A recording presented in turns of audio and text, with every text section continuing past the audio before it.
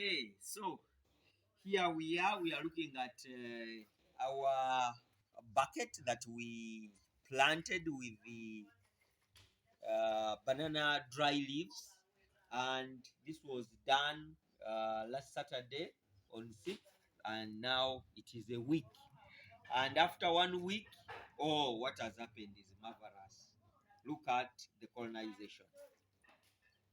So that's how this bucket has colonized after 1 week.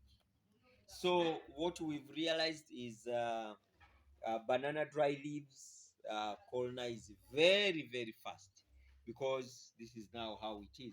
So what we are going to do now, we are going to, because they have compacted more, we are going to add a little, one layer of the dry leaves, and then we cover. And see, after 2 weeks, we expect to get mushrooms. Yeah, much love.